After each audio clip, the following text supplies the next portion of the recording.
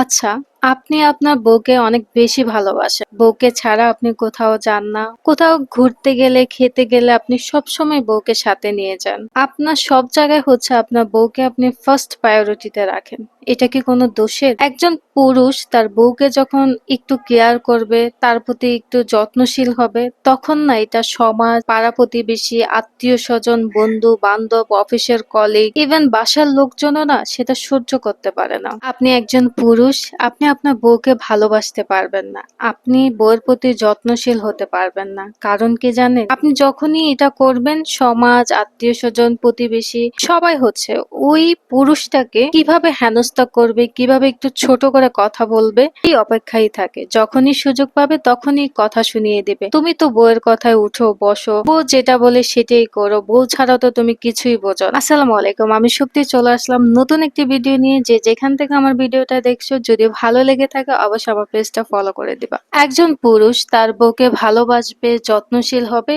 এটা একদমই নর্মাল একটা বিষয়। কিন্তু এই জিনিসটা সমাজের লোক, পাড়া প্রতিবেশী এতটা কঠিন বানিয়ে ফেলেছে, একজন পুরুষ চাইলেও তার মন মতন করে বউকে কোনো কিছুই করতে পারে না, শুধুমাত্র সমাজ পরিবারের কথা চিন্তা করে। কিন্তু আপনি সবকিছু চিন্তা করে আপনার বউয়ের যে স্বাধীনতা আছে, তার যে সুন্দর মুহূর্তগুলো আছে, সেগুলো নষ্ট করার অধিকার কিন্তু আপনার। সমাজ আপনাকে কোনো কিছুই দেবে না। সমাজ শুধুমাত্র আপনাকে, আপনার পরিবারকে নিয়ে, আপনার বউকে নিয়ে সমালোচনা ছাড়া আর কোনো কিছুই করতে পারবে না। আজকে একটা বিপদ হোক, সেখানে আপনি কাউকে পাশে পাবেন না। আপনার বউ, আপনার পরিবারের লোকজনই হচ্ছে আপনার পাশে থাকবে। সমাজ, পরিবার, আশেপাশের মানুষ কি বললো সেটা চিন্তা না করে সকল পুরুষদের উচিত তার বউকে নিয়ে, তার বউয়ের সাথে একটু কোয়ালিটি টাইম স্পেন্ড করা। কারণ কি জানেন? সময় এবং বয়স, এই দুইটা জিনিস আপনি কখনই আটকিয়ে রাখতে পারবেন না। এই দুইটা জিনিস আপনি সঠিকভাবে ব্যবহার করুন, দেখবেন আপনার জীবনটা আসলেই সুন্দর। কারণ এই সময় কিন্তু আপনি আর পাবেন না। আপনার বউয়ের সাথে এই কোয়ালিটি টাইম গুলো